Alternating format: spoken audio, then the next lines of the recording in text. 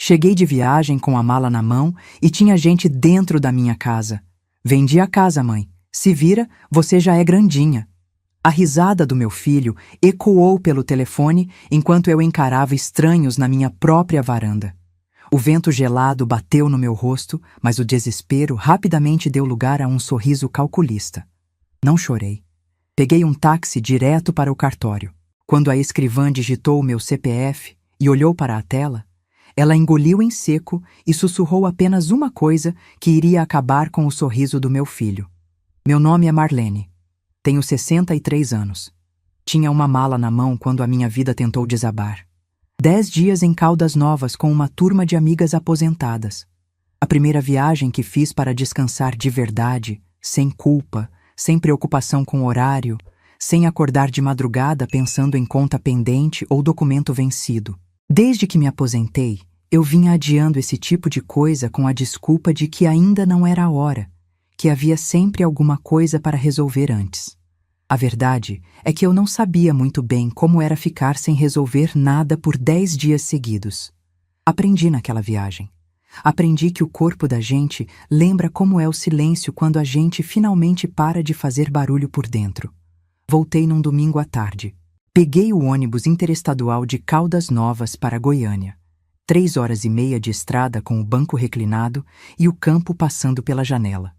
Desembarquei na rodoviária com a coluna doendo do jeito que dói depois de dormir mal em ônibus, mas com o coração leve. O sol de junho batia de lado naquele horário, daquele jeito seco que só quem vive no cerrado conhece de imediato. Um sol que não aquece, só ilumina, como se estivesse cumprindo tabela. Peguei um táxi na fila da rodoviária. Dei o endereço de memória como dei centenas de vezes ao longo de décadas. Setor Bueno, número que eu conheço desde que meu filho tinha 5 anos de idade. O taxista não falou muito, eu também não.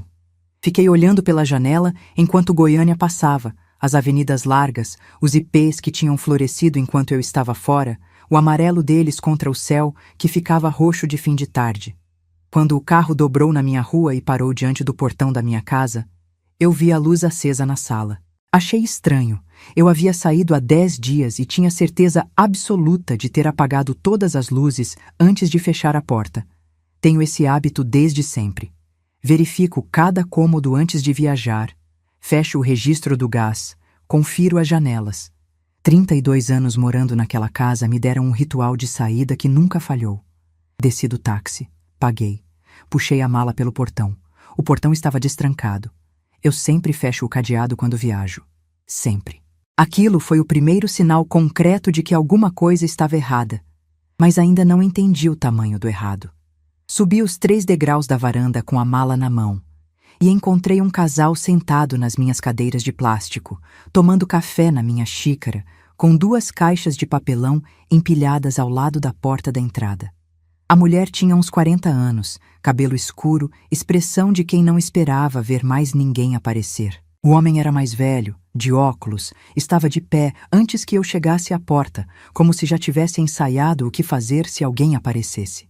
Eles me olharam com aquele olhar específico de quem está em algum lugar que acha que tem direito de estar, mas que sente no fundo que a situação não está exatamente como deveria. O homem disse: "A senhora é quem?" Minha voz saiu mais firme do que eu esperava naquele momento. Mais firme do que eu mesma esperava, porque por dentro eu estava tentando entender o que os meus olhos estavam vendo. "Sou a dona desta casa." Ele trocou um olhar com a mulher. Depois me olhou de volta e disse que eles tinham comprado o imóvel na semana anterior, que o contrato estava assinado, que iam se mudar na quinta-feira, que tinham vindo aquele domingo apenas para medir os cômodos e planejar a mudança. Eu entrei. Passei pelo casal, entrei pela minha porta, andei pelos meus cômodos. O guarda-roupa no lugar, do jeito que sempre ficou, com a porta que range um pouco na dobradiça de baixo, porque eu nunca chamei ninguém para ajustar. A minha cama, com a colcha que comprei numa feira de artesanato em Pirenópolis há 6 anos. A foto do casamento dos meus pais em cima da estante, emoldurada, os 2 jovens que eu nunca cheguei a conhecer naquela versão, minha mãe com um buquê pequeno e meu pai de terno claro. Tudo no lugar. Os estranhos não tinham se mudado ainda. Só tinham vindo medir. Mas o portão estava destrancado porque alguém tinha dado a eles uma cópia da chave. Eu sabia quem. Saí para a varanda. Pedi ao casal, com uma educação que até hoje não sei de onde tirei naquele momento, que aguardassem um instante. Peguei o celular. Disquei para o número do meu filho. Sandro atendeu no terceiro toque. Antes que eu dissesse uma única palavra, antes mesmo que eu abrisse a boca, ele disse: Mãe, eu precisava resolver essa situação. Vendi a casa. Você vai ter que se virar. Você já é grandinha. E riu. Não era uma risada nervosa. Não era a risada de alguém com má consciência tentando disfarçar. Era a risada de quem acha que já ganhou. A risada de alguém que planejou algo por tempo suficiente para ter convicção de que o plano funcionou. Ao fundo, ouvi a voz de Cíntia, a nora, dizendo alguma coisa que não consegui distinguir. E ouvi Sandro, num tom seco e curto, mandando ela se calar. Notei aquilo. Guardei. Perguntei onde eu devia ficar. Ele disse que eu podia ir para a casa de uma das minhas amigas, que eu sempre tive jeitinho para essas coisas, que me virasse. Perguntei o que tinha feito com o dinheiro da venda. Ele desligou. Fiquei parada na varanda por uns 2 minutos. O vento frio de junho no cerrado bateu no meu rosto. Eu pensei em chorar. Pensei em ligar de volta e gritar tudo o que eu estava sentindo. Pensei nas 10 noites em Caldas Novas que agora pareciam ter acontecido num outro mundo, num outro tempo, pertencendo a uma outra versão de mim que não sabia o que estava esperando por ela quando voltasse. Não fiz nenhuma dessas coisas, porque naquele momento, enquanto eu ficava parada na minha varanda, olhando para a rua do setor Bueno com a mala ainda do meu lado, alguma coisa acendeu dentro de mim. Não raiva imediata, não desespero, memória. Uma memória específica. 2 anos antes, minha amiga doutora Fátima Borges tinha olhado para a documentação do imóvel enquanto me ajudava a regularizar umas pendências de IPTU. Ela tinha olhado para a tela do computador e dito, quase de passagem, com aquele jeito dela de falar coisas sérias sem levantar a voz: Marlene, a situação dessa matrícula ainda não foi resolvida. O nome do Renato ainda consta como coproprietário. Você precisa averbar isso antes que vire problema. Renato é meu ex-marido. Divorciamos há 14 anos depois de um casamento que durou tempo suficiente para eu criar um filho e longa o bastante para eu perder a ilusão de que pessoas mudam só porque você acredita que elas podem. No acordo do divórcio, Renato cedeu a parte dele no imóvel para Sandro por instrumento particular. Era um acordo entre os dois, uma cessão informal, colocada no papel, mas nunca levada ao cartório de registro de imóveis para ser averbada na matrícula. O registro continuava com o nome de Renato como coproprietário, porque ninguém dos dois havia dado sequência ao passo legal necessário para mudar isso. Eu tinha tentado resolver aquilo 2 vezes ao longo dos anos. A primeira vez, Sandro disse que estava em viagem de trabalho e que assinaríamos quando ele voltasse. Quando voltou, o assunto sumiu. A segunda vez, ele disse que estava com um problema no escritório que estava tomando todo o tempo dele, que era melhor deixar para o mês seguinte. No mês seguinte, eu não insisti mais. Na terceira vez, eu nem tentei, porque cada vez que eu tocava no assunto, havia um atrito, uma frieza que durava dias. E eu preferia evitar o conflito a ter um filho que ficasse dias sem me ligar. Eu sabia que foi um erro, mas o tipo de erro que a gente só consegue ver com clareza quando olha para trás. Sandro é corretor de imóveis há 15 anos. Ele sabia melhor do que qualquer pessoa o que aquela matrícula irregular significava. Sabia o que permitia fazer. E sabia que eu, morando sozinha a mais de 300 quilômetros de distância enquanto viajava, não estaria lá para impedi-lo. De pé na varanda, entendi tudo de uma vez, com uma clareza que só vem quando algo urgente acende a memória completamente. Pedi ao casal que aguardasse. Entrei. Abri o sistema do ONR no celular, o Operador Nacional do Registro de Imóveis, disponível 24 horas. Nos anos de serviço público no INSS, aprendi que existem consultas que não esperam horário comercial, e essa era uma delas. Digitei o número da matrícula do imóvel, um número que eu tinha decorado porque aprendi desde cedo que guardo números importantes como outras pessoas guardam dinheiro em casa. A tela carregou. Sandro tinha se apresentado como o único vendedor no instrumento de compra e venda. Tinha usado a seção informal do pai, nunca averbada, como se fosse titularidade registrada, como se ele fosse o único dono. O instrumento estava lavrado com o nome dele e apenas o dele. Não sorri. Não comemorei. Fiquei olhando para aquela tela com o barulho da rua lá fora e o casal dentro da minha casa, esperando por uma explicação que eu ainda não estava pronta para dar, porque eu precisava que o que estava vendo fizesse sentido completo antes de qualquer palavra. Depois, guardei o celular no bolso. Chamei um táxi. Disse ao casal, com a mesma educação de antes, que havia um problema jurídico com a documentação do imóvel que precisaria ser resolvido, que eu voltaria com notícias. A mulher disse que entendiam.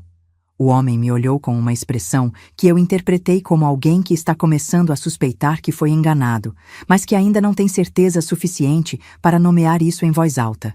Fui para a casa de uma amiga dormir, com a mala ainda na mão, porque naquela noite eu não precisava de reação, precisava de plano. E eu ainda não sabia o pior que estava por vir. Antes de continuar, eu preciso te perguntar uma coisa. Se você chegasse em casa depois de 10 dias de viagem e encontrasse estranhos sentados na sua varanda com as suas xícaras na mão, o que você faria?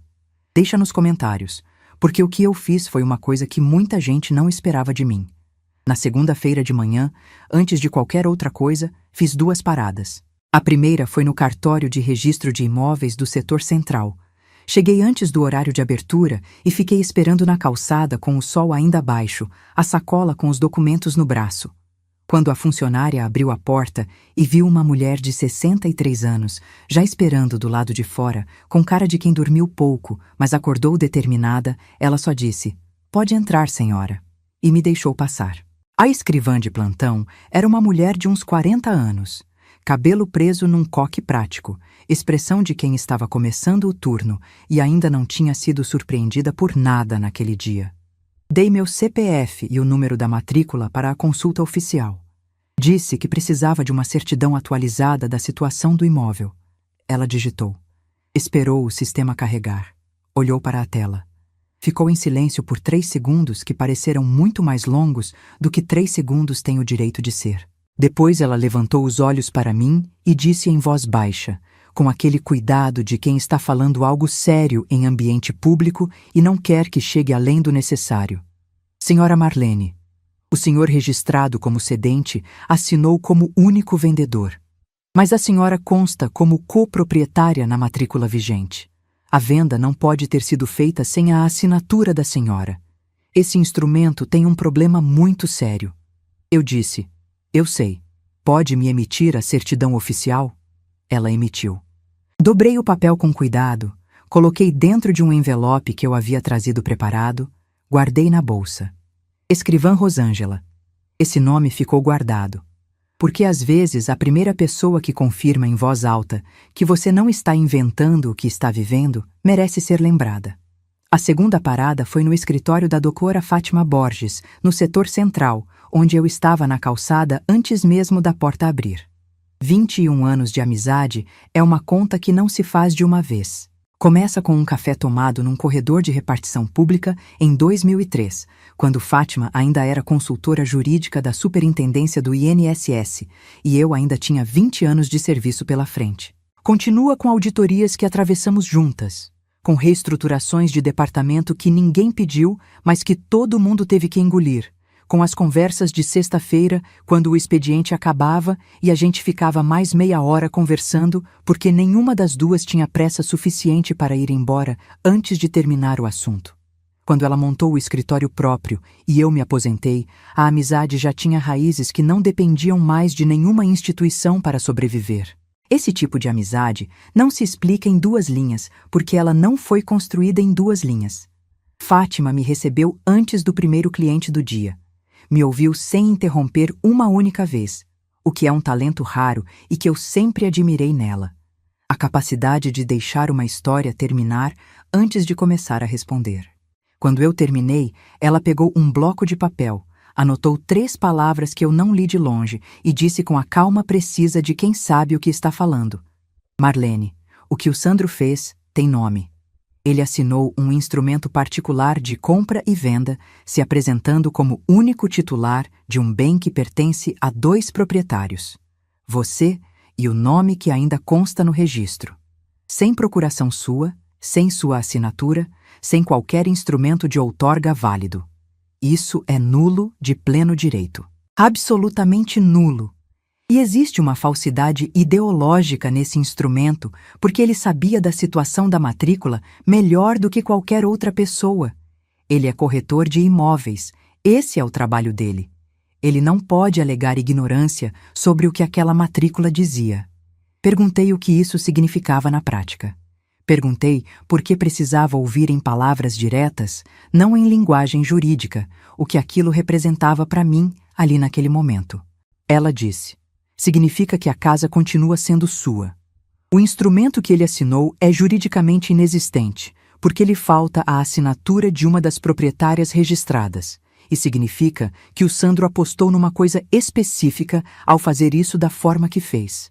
Ele apostou que você chegaria sem teto, sem dinheiro imediato para pagar advogado, com estranhos já instalados no imóvel, e que o cansaço e o desamparo te venceriam antes que qualquer processo tivesse tempo de correr. Para uma mulher de 63 anos, sozinha, sem o filho do lado, recém-chegada de viagem sem lugar para dormir, esse cálculo não era absurdo. Era cruel. Mas ele errou numa coisa fundamental. Você não é o tipo de pessoa que ele imaginou que você era. Passei a manhã inteira no escritório dela. Levantamos cada peça do que havia disponível. A matrícula original do imóvel, com 28 anos, registrada em nome do casal durante o casamento. Um imóvel comprado com disciplina de quem economizou por anos, com entrada paga do próprio suor. Financiamento quitado 7 anos depois do prazo original, porque eu fiz pagamentos extras sempre que pude. A cessão informal de Renato para Sandro, feita por instrumento particular no divórcio, nunca averbada no cartório de registro de imóveis. Um documento que existia no papel, mas que juridicamente não alterava o registro. Para o cartório, Renato ainda era coproprietário. Para o cartório, eu ainda precisava assinar qualquer alienação do imóvel. E a minha posição como moradora exclusiva e pagadora de todas as despesas do imóvel desde o divórcio. 22 anos de contas de água, 22 anos de contas de luz, IPTU quitado todo ano, sem exceção, com comprovante guardado em pasta identificada por ano dentro de uma caixa de arquivo que eu mantinha embaixo da cama, porque aprendi cedo que papel assinado vale mais do que promessa falada. Reforma do telhado há 8 anos, nota fiscal em nome próprio. Troca do portão há 5 anos, nota fiscal em nome próprio. Infiltração no banheiro resolvida há 3 anos. Nota fiscal em nome próprio. Pintura da fachada há 2 anos. Nota fiscal em nome próprio. Eu não era só moradora. Eu era quem mantinha aquele imóvel vivo há mais de 2 décadas. Sozinha, sem ajuda de ninguém. Fátima olhou para aquela documentação e disse, com uma expressão que misturava admiração e alívio profissional: Marlene, você construiu a prova mais sólida que existe em direito imobiliário. Posse exclusiva, ininterrupta e documentada. 22 anos de papel. Isso não se derruba. Ela protocolou a ação de nulidade do instrumento de compra e venda na terça-feira de manhã, com pedido liminar de suspensão de qualquer transferência do imóvel no cartório de registro, para que enquanto o processo corresse nenhuma outra movimentação pudesse acontecer com aquela matrícula. O juiz analisou o pedido em 48 horas e concedeu a liminar. A escrivã Rosângela inseriu a anotação de bloqueio no sistema do cartório ainda na quarta-feira.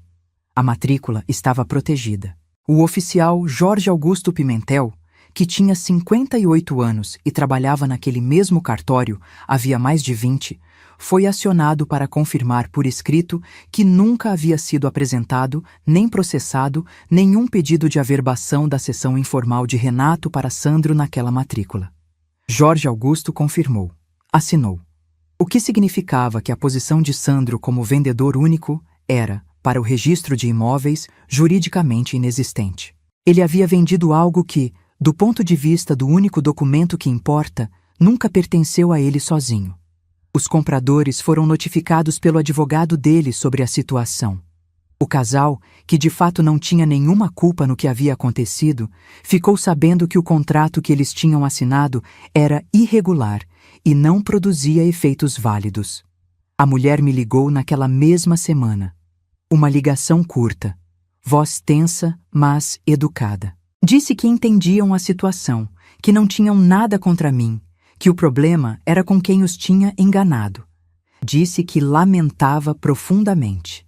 Eu respondi que eu também lamentava, que eles eram vítimas tanto quanto eu naquilo, e que a doutora Fátima poderia orientar o advogado deles sobre os próximos passos em relação ao Sandro. A mulher agradeceu. Desligou. Não falamos mais. Mas eu sabia que o peso daqueles compradores acionando Sandro por conta própria se somaria ao meu processo de uma forma que ele ainda não havia calculado completamente. Na quinta-feira à noite, seu Valdemar apareceu na porta da casa da minha amiga onde eu estava ficando. Valdemar tem 71 anos. Mora na mesma rua do setor Bueno há quase 3 décadas. Aposentou dos Correios depois de 32 anos de entrega. Conhece cada casa da rua pelo nome do morador, pelo carro estacionado na frente, pelo horário em que a luz acende de manhã. Não é bisbilhoteiro. É o tipo de vizinho que ainda existe em bairros onde as pessoas passaram tempo suficiente no mesmo lugar para criar memória coletiva. Ele tinha visto tudo enquanto eu estava em Caldas Novas. Sandro e Cíntia tinham chegado de manhã cedo no sábado da semana anterior. Abriram o portão com chave. Receberam um casal que Valdemar não conhecia. Fizeram uma visita ao imóvel que durou uns 40 minutos. Saíram com papéis embaixo do braço, entraram no carro, foram embora. Tudo antes do meio-dia. Valdemar disse, olhando para o chão enquanto falava como quem está admitindo algo. Marlene, eu achei estranho. Você nunca tinha me avisado que ia alugar ou vender, mas pensei que fosse coisa sua que eu não sabia. Se eu tivesse te ligado naquele sábado, pus a mão no braço dele. Disse que não tinha culpa de nada. E perguntei se ele topava assinar um depoimento descrevendo exatamente o que tinha visto com data e horário. Ele disse que topava na hora. Na manhã seguinte, ele foi ao escritório da doutora Fátima e assinou o depoimento. Fátima incluiu como prova testemunhal no processo. A linha do tempo estava agora documentada com precisão cirúrgica. Sandro tinha agido no sábado de uma semana específica, durante uma janela de tempo em que ele sabia com absoluta certeza que eu estaria fora, porque eu mesma havia comentado com ele semanas antes que ia viajar com as amigas em junho. Não era coincidência, era planejamento. Liguei para Sandro na sexta-feira à noite, não para brigar, não para ameaçar, mas para ouvir. Porque às vezes, o que uma pessoa diz quando ainda acha que está no controle é mais valioso do que qualquer documento. Ele atendeu com o mesmo tom de quem ainda acreditava que havia ganho. Disse que eu estava exagerando, que tinha direito à parte dele no imóvel, que eu podia ficar com metade do valor da venda se quisesse resolver as coisas em paz como família. Que Cíntia estava do lado dele em tudo e que eu precisava parar de fazer drama e aceitar a realidade. Deixei ele falar tudo até o fim. Quando ele terminou, disse apenas: Sandro, já está nas mãos da doutora Fátima. Silêncio do outro lado da linha. Desliguei. A isca estava lançada, porque eu sabia que Sandro, ao ouvir o nome de Fátima e perceber que havia uma advogada experiente envolvida, não ia ficar parado esperando o processo chegar até ele. Uma pessoa que age com aquela frieza não espera a sentença. Ela tenta se mover antes. E era exatamente isso que eu precisava que ele fizesse. Porque cada movimento que ele fizesse agora seria feito sob a sombra de uma ação judicial em andamento. E cada movimento seria observado. O que descobri depois mudou tudo completamente. Sandro não ficou parado. Era o que eu esperava. Era o que eu precisava. Na semana seguinte, o advogado que ele havia contratado entrou em contato com o escritório da doutora Fátima. Sandro se apresentava como parte legítima do imóvel que estava sendo bloqueado ilegalmente e anunciava a intenção de entrar com ação de divisão de bem comum, argumentando que, como possível coproprietário, teria direito a exigir a partilha forçada do imóvel. Era uma ameaça tecnicamente embasada, e era exatamente por isso que ela tinha peso. Fátima me ligou naquela tarde e explicou com a clareza que eu precisava. Se ele conseguir mover essa ação antes de consolidarmos nossa posição, ele pode forçar um processo paralelo que complica o andamento. Não que ele vá ganhar, mas pode criar tempo e embaraço. Ele está apostando que o desgaste vai te dobrar antes que a sentença chegue. Ouvi tudo. Disse que entendia. Perguntei o que precisávamos fazer. Ela disse: precisamos de uma peça adicional. Uma declaração formal de Jorge Augusto, o oficial do cartório, confirmando com data e assinatura reconhecida que nunca foi processada nenhuma averbação da cessão naquela matrícula. Com isso, a tese do advogado de Sandro fica sem chão. Jorge Augusto Pimentel, 58 anos. Tinha entrado naquele cartório aos 23 como auxiliar e trabalhava lá há 35 anos, tendo chegado a oficial há 17. Conhecia matrículas como outros conhecem histórias.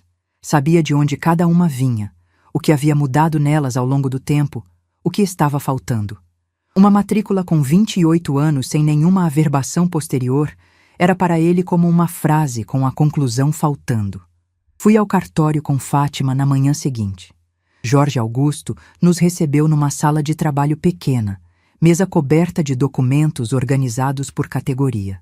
Quando Fátima explicou o que precisávamos, ele puxou o histórico da matrícula no sistema, analisou cada entrada cronologicamente, examinou o que tínhamos trazido e ficou em silêncio por um momento, do jeito que pessoas experientes ficam quando estão organizando as palavras com o cuidado que a situação exige.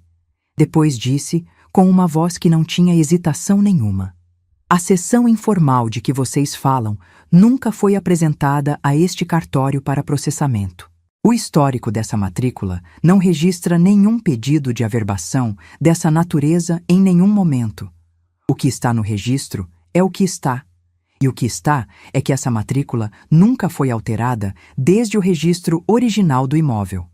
Assinou a declaração naquele mesmo dia, com firma reconhecida. Fátima incluiu no processo. A base que o advogado de Sandro precisaria para sustentar qualquer tese de titularidade havia desaparecido. Foi nessa mesma semana que recebi a mensagem. Um número que eu não conhecia, mensagem de texto simples, uma frase só sem assinatura. Dona Marlene, o Sandro abriu uma empresa. Pesquise no CNPJ. Não respondi. Não apaguei. Guardei o número e fiquei olhando para aquela mensagem por um tempo, tentando entender de onde ela vinha e por que havia chegado. 2 dias depois, Cíntia ligou. A voz estava baixa, com aquela qualidade específica de quem está num cômodo longe de outra pessoa e fala assim para garantir que não chega além da porta. Eu não precisei perguntar nada. Entendi que a mensagem e aquela ligação faziam parte da mesma decisão, tomada aos poucos por alguém que tinha medo, mas que chegou num ponto em que a vergonha ficou mais pesada do que o medo. Cíntia não é uma pessoa cruel. Nunca foi.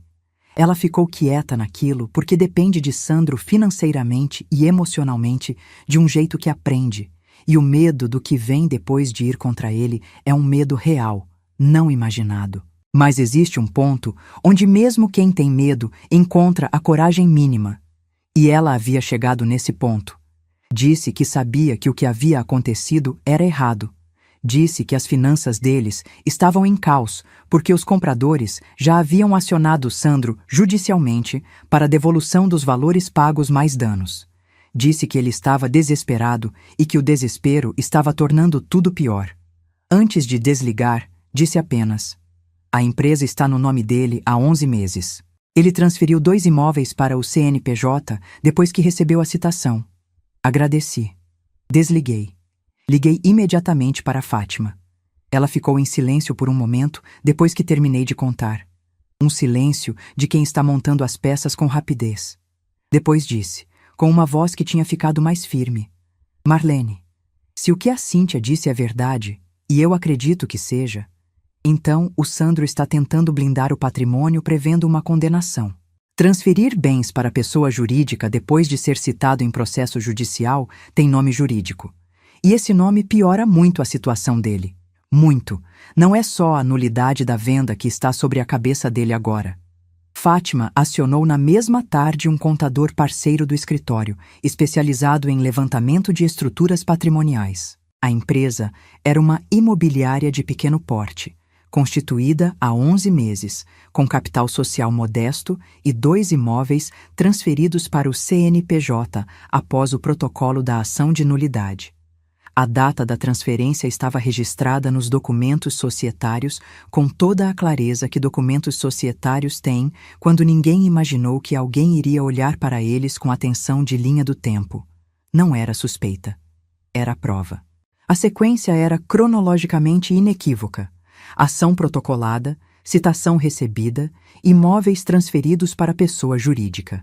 Somamos tudo naquele momento, e o quadro que surgiu era mais grave do que eu tinha imaginado quando saí de Caldas Novas com a mala na mão, num domingo de junho. O instrumento de compra e venda assinado com falsidade ideológica, porque Sandro se apresentou como único proprietário de um bem que registrado estava em nome de outra pessoa além dele. A transferência patrimonial para a pessoa jurídica realizada após a citação judicial, configurando o que o direito chama de fraude à execução, a tentativa de mover bens para fora do alcance de uma eventual condenação quando o processo já estava em curso.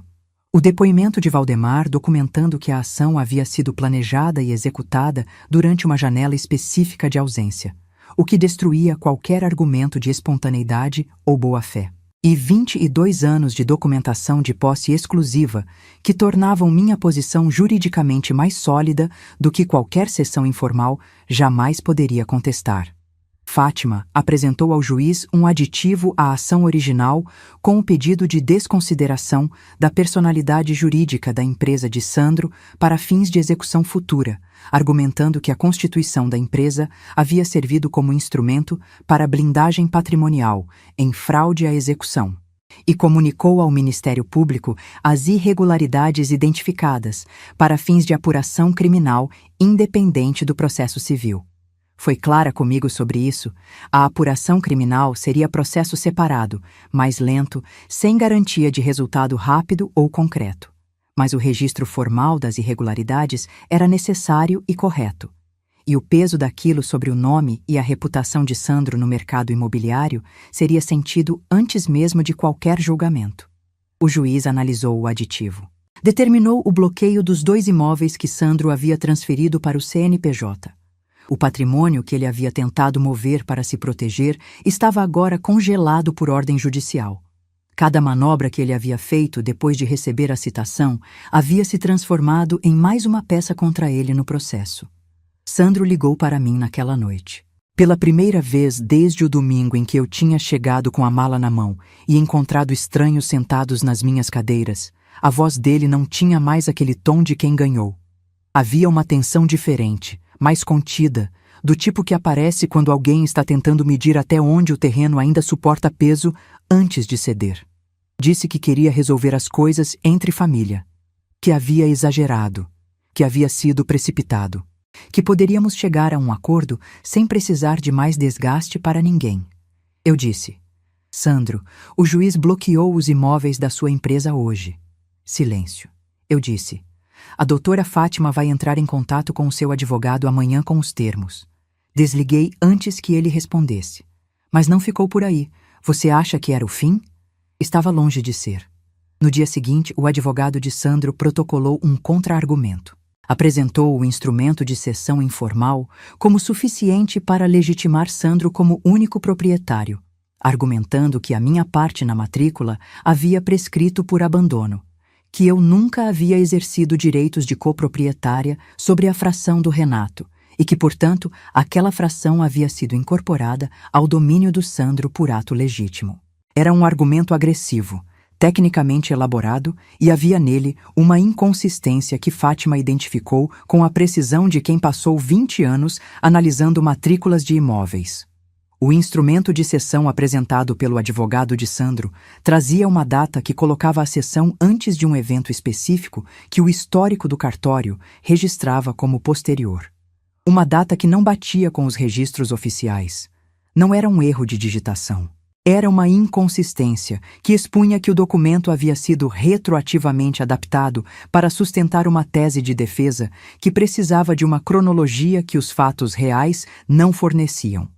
Fátima apresentou a inconsistência ao juiz com cruzamento de datas documentado pelo histórico oficial do cartório, pela declaração de Jorge Augusto e pelo depoimento de Valdemar. 3 fontes independentes que tornavam impossível qualquer narrativa alternativa que Sandro tentasse construir. O terreno não havia desaparecido de uma vez sob os pés dele. Havia sido retirado metodicamente, peça por peça, ao longo de semanas. E ele, ao tentar se mover, havia removido as últimas peças que ainda sustentavam qualquer posição defensável. O juiz marcou a audiência de conciliação. Naquela noite, antes da audiência, fui para a varanda da casa da minha amiga, onde eu ainda estava ficando. Olhei para a rua silenciosa e deixei o peso de tudo aquilo assentar por um momento. Não com raiva, não com ansiedade. Com aquela clareza específica que vem quando você fez o que tinha para fazer e o próximo passo não depende mais só de você. Eu sabia o que estava sobre a mesa naquela audiência, sabia o que cada peça do processo representava. E sabia que o Sandro também sabia. Aquela seria a última batalha. E eu ia entrar nela do único jeito que faz sentido, com tudo documentado, tudo organizado, e sem nenhuma pressa de provar nada, além do que os papéis já provavam por si mesmos. Mas você acha que ele foi para aquela audiência pronto para aceitar? Espera, porque fica muito pior. 3 dias antes da audiência de conciliação, Sandro ligou para mim tarde da noite. Não era o Sandro do início do processo, o que atendia o telefone com risada de quem acha que ganhou. Era uma versão diferente dele, mais tensa, mais fina, com aquela qualidade específica de quem perdeu o controle da situação, mas ainda está procurando o ponto exato onde pode causar dano de verdade. Disse que se eu continuasse com o processo, ele ia me afastar dos netos, que eu nunca mais ia ver as crianças, que ia contar para toda a família que eu havia destruído o casamento dele com mentiras, que havia manipulado a Cíntia, que havia inventado provas. Disse que a minha idade era um sinal de que eu não estava em condições de tomar decisões racionais e que a família precisava entender isso. Disse que estava pensando em pedir uma perícia psicológica. Ouvir aquilo foi diferente de qualquer outra coisa que ele havia dito ou feito até então. Porque até um filho que faz o que o Sandro fez é ainda o seu filho. 38 anos do meu sangue, criado com o que eu tinha, educado com a disciplina que aprendi, porque não tinha outra escolha depois que o casamento acabou. Eu conheço o cheiro da cabeça dele quando era criança, sei qual era o lado da cama onde ele dormia. Lembro do dia em que tirou carteira de motorista e ficou mostrando para todo mundo. Esse tipo de memória não some, convive com tudo o mais. E a ameaça dos netos não é processual. Não tem liminar para isso. Não existe documento que resolva aquela dor específica de uma avó que pensa na possibilidade de ficar anos sem ver o rosto das crianças. É o tipo de golpe que vai direto para onde a lógica não alcança. Fiquei em silêncio no telefone por um tempo que provavelmente foi mais curto do que pareceu. Depois disse: Sandro, tudo que está no processo já está nos autos. E desliguei. Chorei naquela noite. De verdade, a primeira vez desde que voltei de Caldas Novas. Não de fraqueza, não de arrependimento, não de derrota. De tristeza. Do tipo de tristeza que não tem atalho nem solução, que não é resolvida por nenhuma sentença judicial, que precisa ser sentida até o fundo antes de a gente conseguir respirar de novo. A tristeza de uma mãe que entendeu, com clareza definitiva, que o filho que ela criou escolheu ser a pessoa que é. Essa não é a dor de perder um processo. É a dor de perder uma ilusão que você ainda guardava mesmo depois de tudo. Chorei por talvez 1 hora. Na manhã seguinte me levantei, lavei o rosto, tomei café e liguei para Fátima. Disse que estava pronta para o próximo passo. Ela disse: Marlene, preciso te contar uma coisa que encontramos ontem e quero que você ouça com calma, porque é grave, mas é bom para nós. O contador parceiro do escritório havia continuado o levantamento da estrutura patrimonial de Sandro para além dos 2 imóveis já identificados. E havia encontrado, nos registros societários da imobiliária, uma inconsistência na data do instrumento de cessão que o advogado de Sandro havia protocolado como peça de defesa. O instrumento apresentava uma data que colocava a cessão informal de Renato para Sandro antes de um evento específico que os registros do cartório de registro de imóveis datavam como posterior. Uma diferença de semanas, pequena em dias no calendário, mas enorme em implicações jurídicas. Porque se a data real da cessão era posterior ao evento registrado no cartório, então o instrumento apresentado como prova pela defesa havia sido retroativamente modificado para criar uma cronologia que os fatos reais não sustentavam. Fátima disse, com aquela calma que tenho admirado nela por 21 anos. Isso não é um erro de digitação. Isso é uma falsidade material no documento apresentado à Justiça como prova.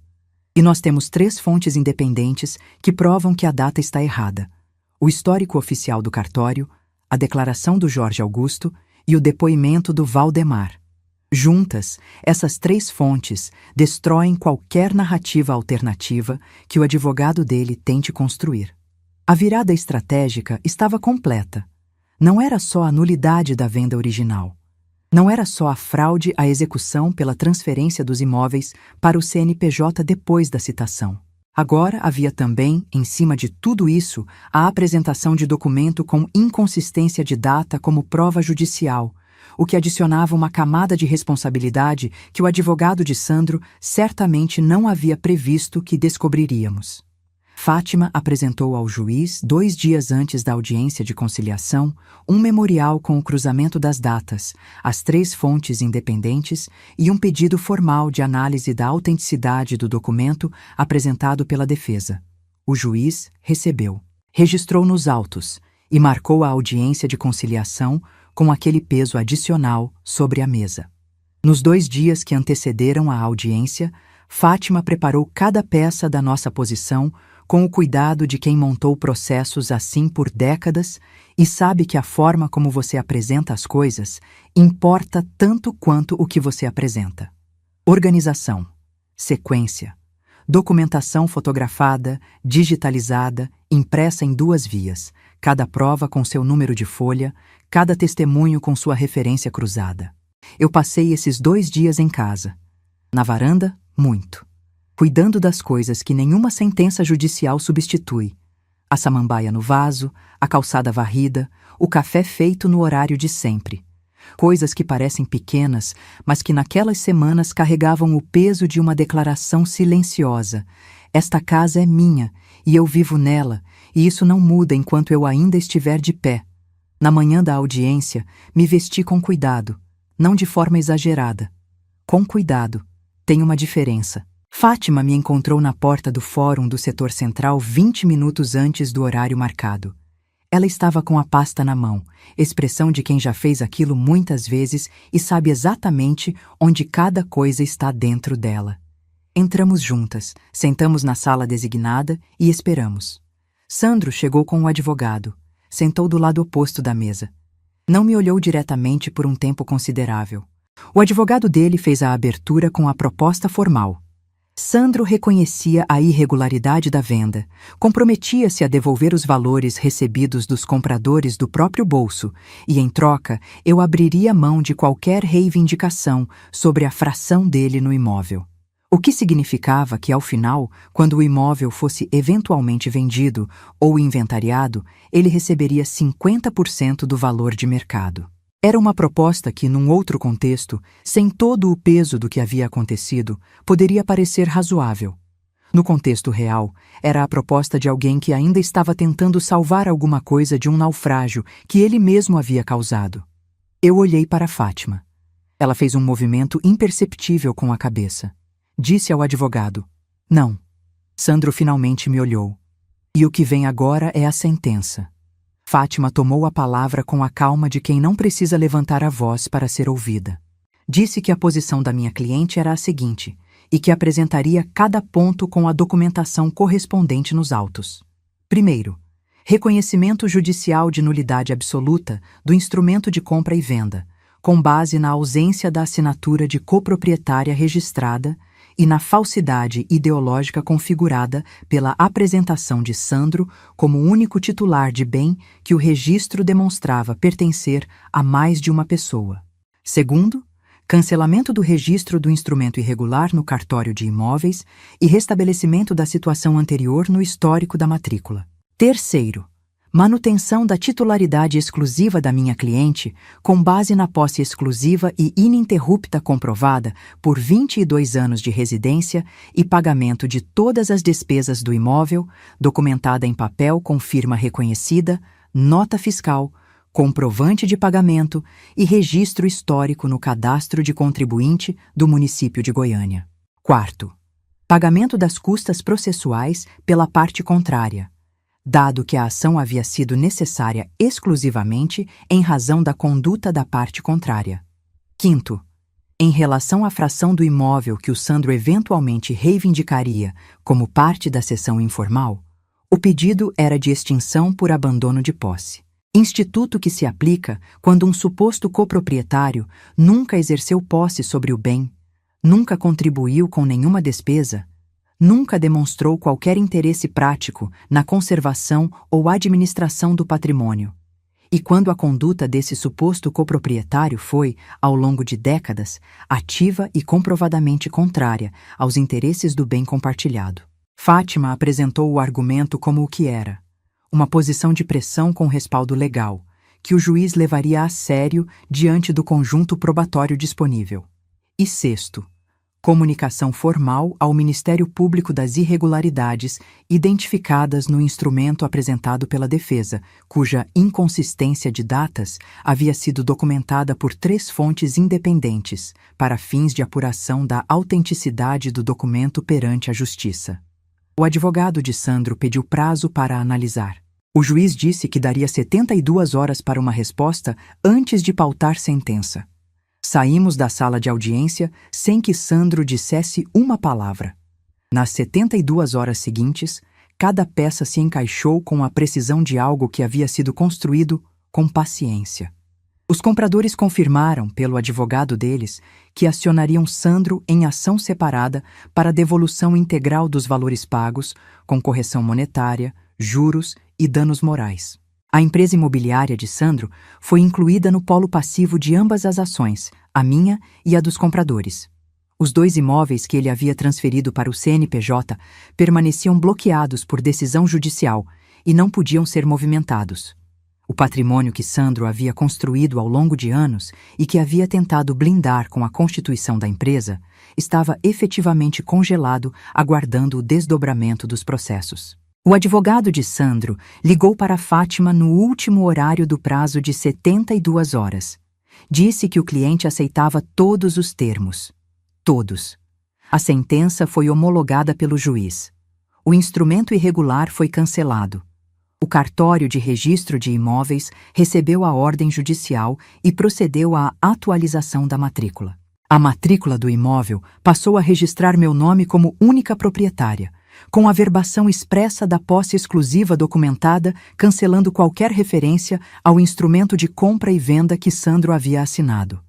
Jorge Augusto Pimentel, o oficial que conhecia aquela matrícula desde o registro original há 28 anos, foi quem assinou a averbação final. Quando Fátima me contou isso, fiquei em silêncio por um momento. Há algo justo na ideia de que o homem que havia visto aquela matrícula nascer fosse também quem certificasse o encerramento daquele capítulo. Fui ao cartório buscar a certidão atualizada pessoalmente. Rosângela, a escrivã que havia me atendido na segunda-feira de manhã com a voz baixa de quem não quer que ninguém mais ouça, me entregou o documento com um sorriso pequeno e discreto. Não disse nada. Não precisava.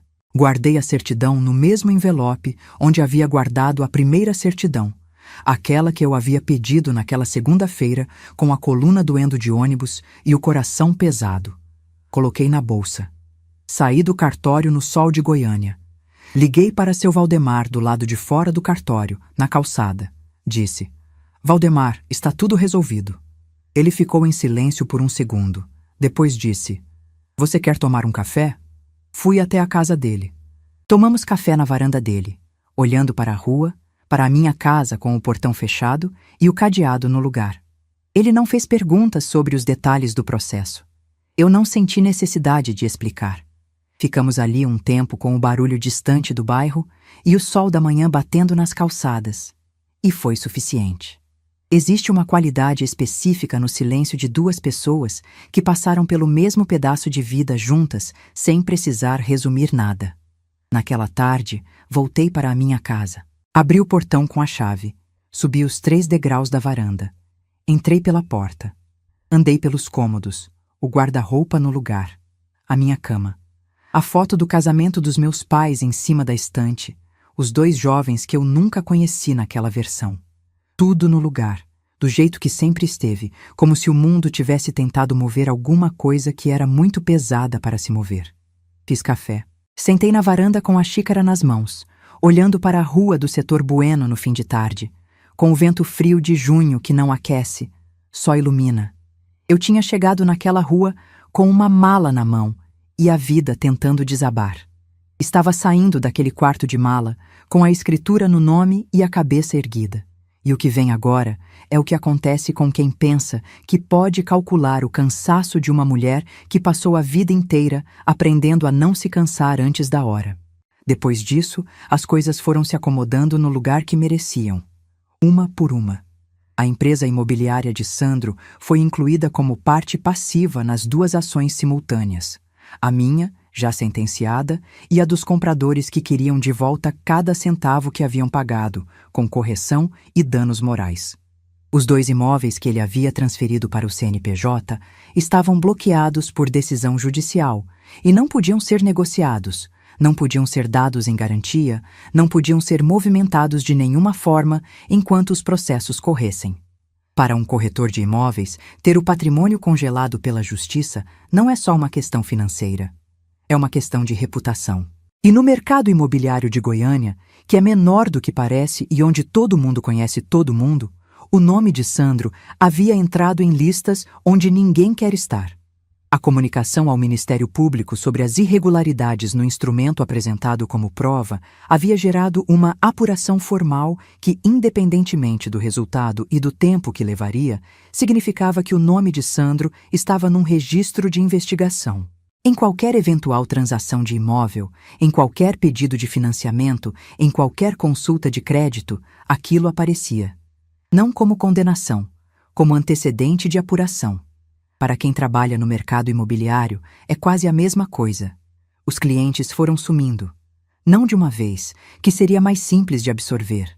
Aos poucos, que é mais devastador, porque cada perda chega separada, com sua própria explicação razoável que nunca menciona o nome real do motivo. Uma cliente que decide não comprar mais por enquanto.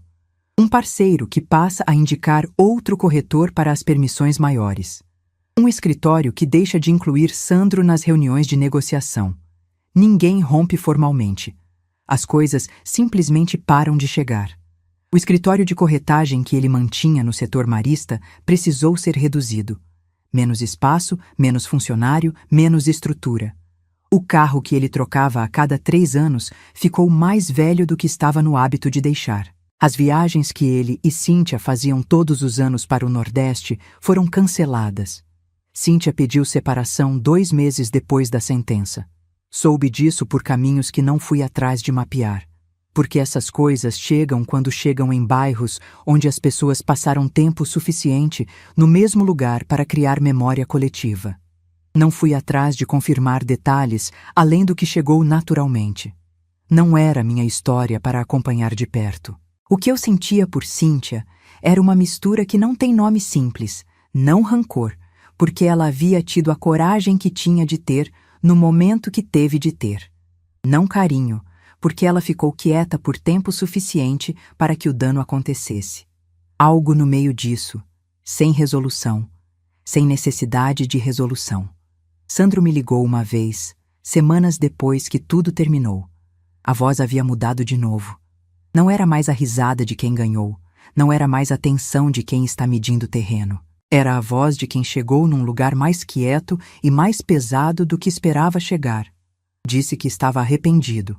Disse que havia sido pressão financeira, que não havia pensado direito, que se eu pudesse entender o contexto, que ele havia tomado uma decisão errada num momento de desespero.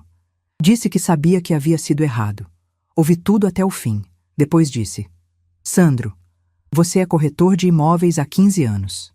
Você sabia exatamente o que aquela matrícula irregular permitia fazer. Você sabia exatamente o que significava assinar aquele instrumento com o seu nome como único vendedor. E você sabia exatamente o que isso poderia me fazer. Uma mulher de 63 anos chegando de viagem sem teto, sem dinheiro para advogado, com estranhos já na casa. Você calculou isso. Não foi falta de pensar. Foi escolha. Ele ficou em silêncio. Eu disse: eu sou sua mãe e sempre vou ser. Mas o que você fez com aquela casa foi feito na casa onde você cresceu. Foi feito a partir de um planejamento que levou semanas, que esperou que eu viajasse para acontecer, que dependeu de você saber meu calendário. Isso não some com um telefonema de arrependimento. Desliguei sem esperar resposta. Naquela semana, pintei a varanda de branco. Comprei 2 cadeiras novas, não de plástico como as que o casal tinha encontrado quando cheguei, mas de madeira, daquelas que duram décadas se você cuidar. Plantei uma samambaia nova no vaso que ficava vazio desde que a anterior havia morrido. Em agosto, fiz uma viagem para a Chapada dos Veadeiros com um grupo diferente de amigas. Em novembro, fui a Bonito pela primeira vez na vida. No início do ano seguinte, planejei uma semana em Florianópolis para março. Viagens que eu havia adiado por anos com a desculpa de que não era a hora, que havia sempre alguma coisa para resolver antes. Aprendi que se você esperar a hora certa, a hora não chega. Mulher que aprende desde cedo que papel assinado vale mais do que promessa falada, não é pessimista.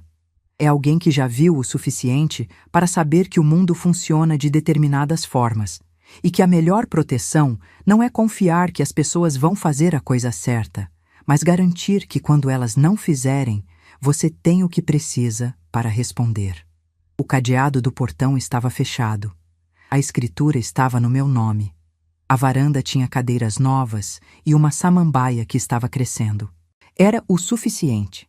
E se você está ouvindo essa história e tem alguma coisa no seu nome que ainda não está regularizada, algum papel que você foi deixando para depois porque o assunto gera conflito, alguma documentação que você adiou porque o relacionamento precisava melhorar primeiro, não adie mais.